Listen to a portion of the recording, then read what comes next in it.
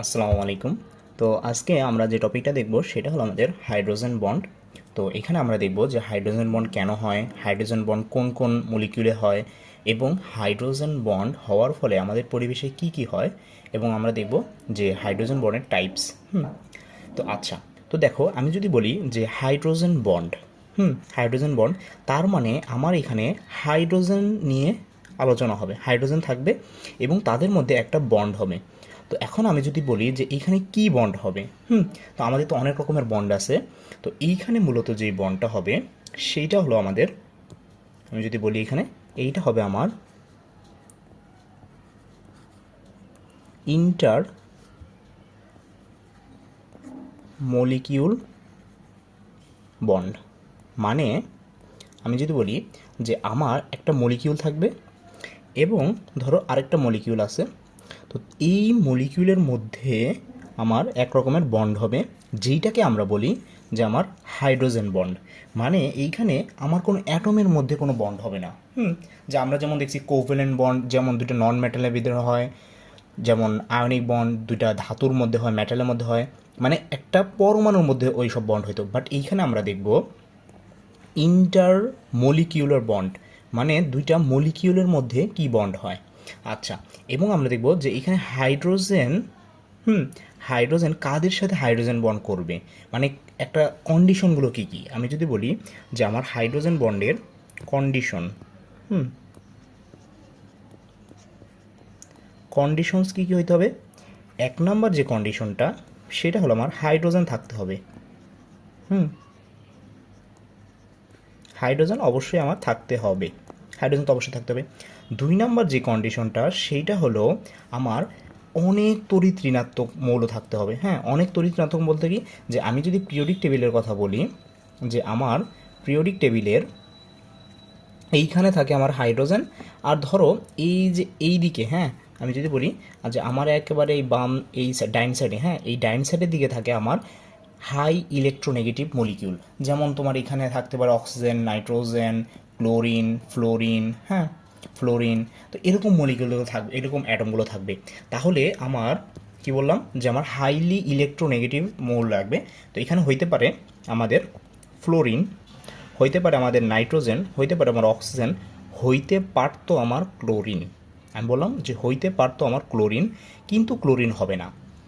এর আরেকটা কারণ আছে যে ক্লোরিন কেন হবে না। যদিও দেখো আমি যদি বলি, যদিও ফ্লোরিনের তড়িৎ ঋণাত্মকতা পাউলিং স্কেল অনুযায়ী 0.4, 4.0, তো মানে 4, নাইট্রোজেনের হলো 3.0, এবং অক্সিজেনের হলো 3.5, এবং ক্লোরিনেরও হলো 3.0।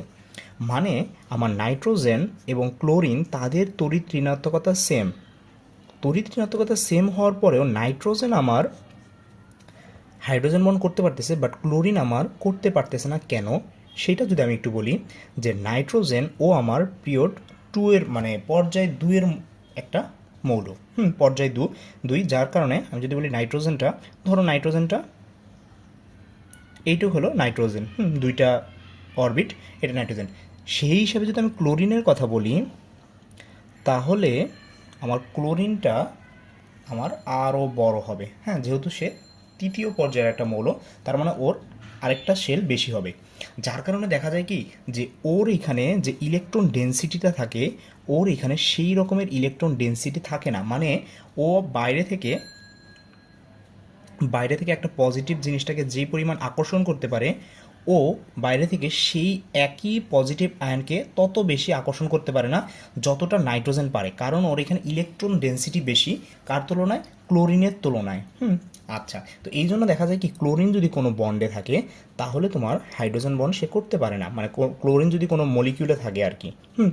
আচ্ছা, তো এখন আমরা যদি দেখি যে হাইড্রোজেন বন্ড কীভাবে ফর্মেশন হয়, যে আমার একটা যে কোনো একটা মনে করো কোভ্যালেন্ট বন্ড, আমি যদি বলি ধরো আমার পানি আছে, H2 আছে, এটা একটা মলিকিউল, এবং এইটার সাথে আরেকটা মলিকিউল যদি আমি আনি H2O, তো এখন এই দুইটার মধ্যে এক রকমের একটা বন্ড হবে, যেই বন্ডটাকে আসলে ডট ডট দিয়ে বোঝায়। হ্যাঁ, ডট ডট দিয়ে বোঝায়। তো আমি যদি এটা একটি স্ট্রাকচারটা দেখাই, অক্সিজেন, হাইড্রোজেন, হাইড্রোজেন, এবং এখানে অক্সিজেন, হাইড্রোজেন, হাইড্রোজেন। দেখো এখানে আসলে কি হয় যে এই অক্সিজেনটা ডেল্টা নেগেটিভ হয় এবং ও ডেল্টা পজিটিভ হয়, এবং ওইখানে delta negative, delta positive, delta negative, positive. তো দেখা যায় কি যে এই যে আমার ডেল্টা যে নেগেটিভটা আছে, এই ডেল্টা নেগেটিভের সাথে এই ডেল্টা পজিটিভের একটা ডাইপোল ডাইপোল অ্যাট্রাকশন হয়। ডাইপোল ডাইপোল মানে কি, যে আমি যদি বলি যে দেখো এইখানে এই অক্সিজেন এবং এই হাইড্রোজেন এরা একটা ডাইপোল, এবং এইখানে একটা ডাইপোল, আবার এইটা একটা ডাইপোল, এটা একটা ডাইপোল, তার মানে এইটা একটা ডাইপোলের একটা প্রান্ত এবং এইটা একটা প্রান্ত। তো এইখানে এই প্রান্ত এবং এই প্রান্তর সাথে যে অ্যাট্রাকশনটা হয়, হ্যাঁ, রিপালশন না কিন্তু অ্যাট্রাকশন, যেহেতু ওটা ডেল্টা মাইনাস এবং ও ডেল্টা প্লাস, তার মানে ওদের মধ্যে একটা অ্যাট্রাকশন হয়। তো হাইড্রোজেন বন্ডটা হলো এক রকমের একটা ডাইপোল ডাইপোল অ্যাট্রাকশন ফোর্স। এখানে যে মানে ফোর্সটা হচ্ছে সেইটা হলো একটা ডাইপোল ডাইপোল অ্যাট্রাকশন ফোর্স। তো এইটা কেন হয়, যে এইখানে যে বললাম যেটা, যে এই একটা নেগেটিভ, হাইলি নেগেটিভ এবং একটা পজিটিভ হাইড্রোজেন অ্যাটম, তাদের মধ্যে যে আকর্ষণ হয়, সেই আকর্ষণের কারণে একটা অদ্ভুত ধরনের একটা বন্ড হয়, যেটাকে আমরা হাইড্রোজেন বন্ড বলি। আচ্ছা, তো এখন আমি যদি বলি যে এই হাইড্রোজেন বন্ডটা হওয়ার কারণে কি কি জিনিস হয়, হাইড্রোজেন বন্ডটা, তো হাইড্রোজেন বন্ড হওয়ার কারণে আমি যদি বলি যে আমাদের পানি, পানির কথাই যদি বলি, পানি তরল হয়, পানি তরল হয়, বা বলতে পারো যে আমার যে পানি আছে, পানির যে ইটা বয়লিং পয়েন্টটা, পানির যে বয়লিং পয়েন্টটা সেইটা তোমার H2S, এটা যদি বলি হাইড্রোজেন সালফাইড, ওর থেকে বেশি হয়। যদিও দেখো এখানে হাইড্রোজেন হাইড্রোজেন সেম আছে এবং অক্সিজেনের ঠিক পরেই আমার সালফার, তার মানে দুইটার বয়লিং টেম্পারেচার সেম না হলেও একেবারে কাছাকাছি হওয়ার কথা। বাট দেখা যায় যে রুম টেম্পারেচারে ওর বয়লিং টেম্পারেচারটা দেখা যায় প্রায় 100 ডিগ্রি সেলসিয়াস, 4 ডিগ্রি 4। আচ্ছা, এবং যে আমার হাইড্রোজেন সালফাইড, ওর বয়লিং পয়েন্টটা অবশ্যই 100 ডিগ্রি সেলসিয়াস থেকে অনেক কম হয়, হ্যাঁ। তো ও দেখা যায় রুম টেম্পারেচারে আমাদের গ্যাস হিসাবে থাকে। আবার দেখো এখানে হাইড্রোজেন আবার তরল হিসাবে থাকে। তুমি যে সময় হাইড্রোজেন মলিকিউলগুলোকে ভাঙতে যাও, মানে হাইড্রোজেনকে যদি যে সময় তুমি তরল করতে যাও, পানিকে যে সময় তুমি ফুটাইতে যাও, আমি যদি লিখি একটু পানিগুলো, তো এইখানে কি হয় যে ওদের মধ্যে আবার হাইড্রোজেন বন্ড থাকে, প্রত্যেকটা হাইড্রোজেন বন্ড থাকে ওদের মধ্যে, বিভিন্ন রকমভাবে হাইড্রোজেন বন্ড থাকে। তো এখন আমি ধরলাম এই কটা মলিকিউল। তো এখন তুমি যে সময় বাইরে থেকে এখানে হিট দাও, হিট দেওয়ার ফলে কি হয়, ওদের মধ্যে এই যে শুধুমাত্র পানির মধ্যে কি থাকে, আমার কোভ্যালেন্ট বন্ড থাকে, সমযোজী বন্ধন, সমযোজী বন্ধন থাকে।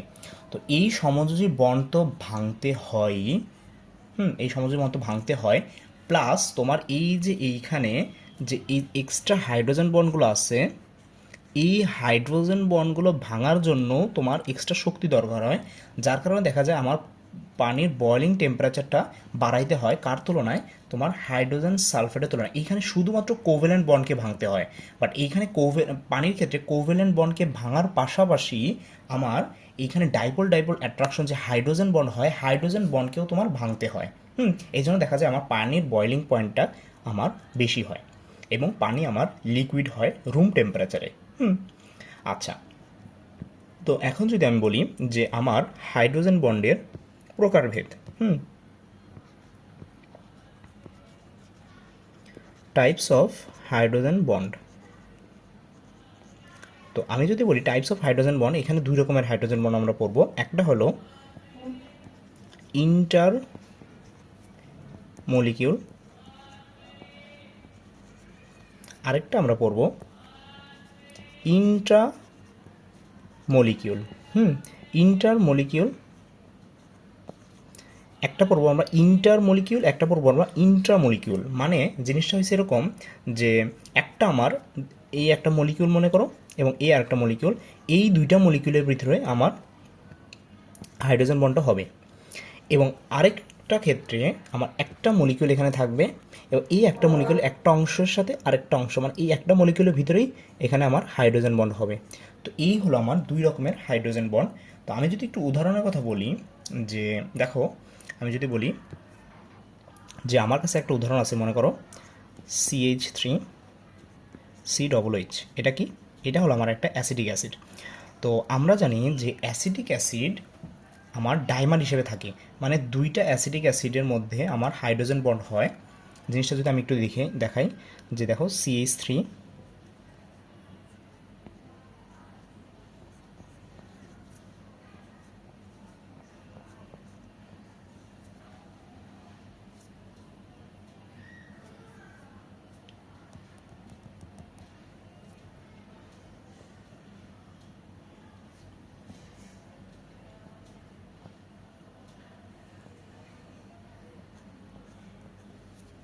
এবং এই পাশে যদি আমি দেখাই,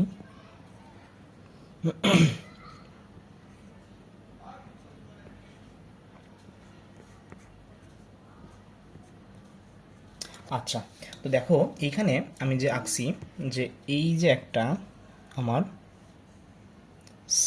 একটা অ্যাসিটিক অ্যাসিড অণু এবং এই যে আরেকটা আমার অ্যাসিটিক অ্যাসিড অণু।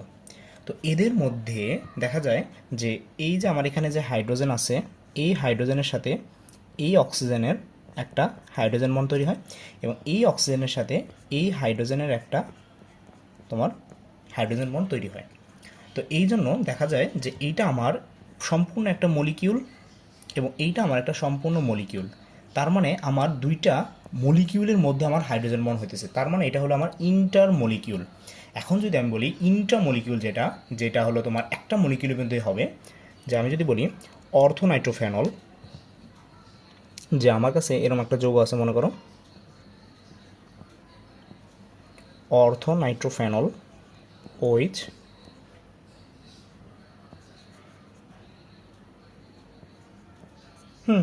তো এইখানে দেখা যায় কি, যে এই যে যে এখানে আমার অক্সিজেনটা আছে, এই অক্সিজেনের সাথে আমার এই যে হাইড্রোজেন আছে, এই হাইড্রোজেন আর এই অক্সিজেনের মধ্যে একটা হাইড্রোজেন বন্ড হয় এবং দেখো এটা সম্পূর্ণ একটা মলিকিউলের মধ্যেই হইতেছে আমার, মানে এইখানে আরেকটা কোনো মলিকিউল লাগতেছে না আমার, এইখানে একটা মলিকিউলের মধ্যে হইতেছে।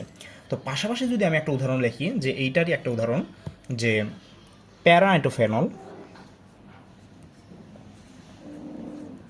OH NO2, এবং এইখানে আরেকটা যদি আঁকি আমি একটু OH NO2।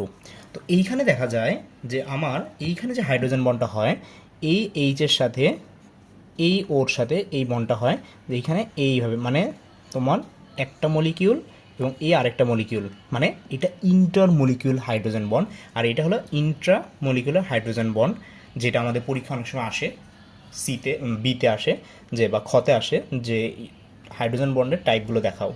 Intermolecular hydrogen bond আর ইন্টারমলিকুলার হাইড্রোজেন বন্ড কি। আচ্ছা, তো এখন আমরা যে জিনিসটা দেখব, যে হাইড্রোজেন বন্ড তোমার, যদি আমি বলি HCl, HCl ও কি আমার হাইড্রোজেন বন্ড করতে পারে? HCl, আমাদের কোশ্চেন হলো যে HCl কে হাইড্রোজেন বন্ড করতে পারে? অ্যান্সার হলো না, HCl করতে পারে না। আমি যদি লিখি যে HCl, এখানে ডেল্টা মাইনাস, এটা ডেল্টা প্লাস, এবং এখানে H, এখানে ক্লোরিন, এখানে ডেল্টা মাইনাস, এখানে ডেল্টা প্লাস। তো ও এখানে হাইড্রোজেন বন্ড করতে পারে না। যে আমি যদি বলি যে এইটার মাঝে হাইড্রোজেন বন্ড হবে কি না, আসলে দেখা যায় এটা হাইড্রোজেন বন্ড হয় না। বাট বাট আমি যদি বলি যে শুধুমাত্র ক্লোরিন মাইনাস, মানে শুধুমাত্র ক্লোরাইড মাইনাস, একেবারে এইটা হলো ডেল্টা মাইনাস, আর এইটা হলো মানে শুধু মাইনাস, মানে এটা হলো আংশিক। এখানে যে আংশিক মানে কি, যে এইখানে যে বন্ডের ইলেকট্রনটা ছিল, এখানে যে বন্ডের ইলেকট্রনটা ছিল, এই ইলেকট্রনটা ওর দিকে শিফট করছিল, ধরো এইখানে ছিল, এই জন্য ওর ডেল্টা মাইনাস হয়েছে। বাট এইখানে কিন্তু ও সম্পূর্ণ মাইনাস, তার মানে ওর এখানে 4টা লোন পেয়ার আছে। তখন মানে মাইনাস ক্লোরিন আয়ন ও হাইড্রোজেন বন্ড করতে পারে, কারণ ওর কাছে যথেষ্ট পরিমাণ ইলেকট্রন ডেনসিটি আছে, যার কারণে ও হাইড্রোজেন বন্ড করতে পারে, যেটা ডেল্টা মাইনাস ক্লোরিন করতে পারে না। আচ্ছা, তো হাইড্রোজেন বন্ড করার জন্য কি হবে, যে আমি যদি আবার কন্ডিশনগুলো বলি, যে ফ্লোরিন, অক্সিজেন, নাইট্রোজেন মানে ফন, এবং হাইড্রোজেনের সাথে বন্ড করবে। এবং এই হাইড্রোজেনটা থাকবে আরেকটা কোনো একটা মলিকিউলের সাথে, যেটা হবে হাইলি নেগেটিভ, এবং সেই বন্ডটা হবে ধরো এরকম জিনিসটা।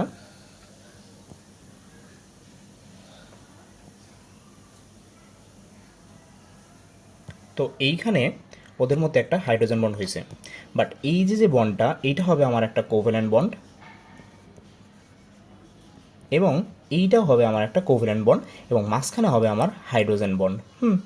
এবং এইটা হবে আমার একটা ডেল্টা অনেক বেশি, মানে এই যে এইটা হবে আমার ডেল্টা যেহেতু মাইনাস, তার মানে ও হবে আমার ডেল্টা পজিটিভ, এবং ও হবে আমার ডেল্টা পজিটিভ, তার মানে ও হবে আমার ডেল্টা নেগেটিভ। তো এই আর কি। তো হাইড্রোজেন বন্ড আজকে আমরা যেটা দেখলাম, যে হাইড্রোজেন বন্ড আমার অধিক তড়িৎ ঋণাত্মকতা এবং ছোট সাইজের, যেহেতু ইলেকট্রন ডেন্সিটি থাকতে হবে। এবং একটা জিনিস দেখো যে প্রত্যেকটারই কিন্তু লোন পেয়ার আছে। পানি যেমন 2টা লোন পেয়ার, তারপর অ্যামোনিয়ার একটা লোন পেয়ার, ফ্লোরিনের 3টা লোন পেয়ার। তো লোন পেয়ার থাকতে হবে, ইলেকট্রন ডেন্সিটি বেশি থাকতে হবে, এবং এরা আমার তাহলেই আমার হাইড্রোজেন বন্ড করতে সক্ষম হবে।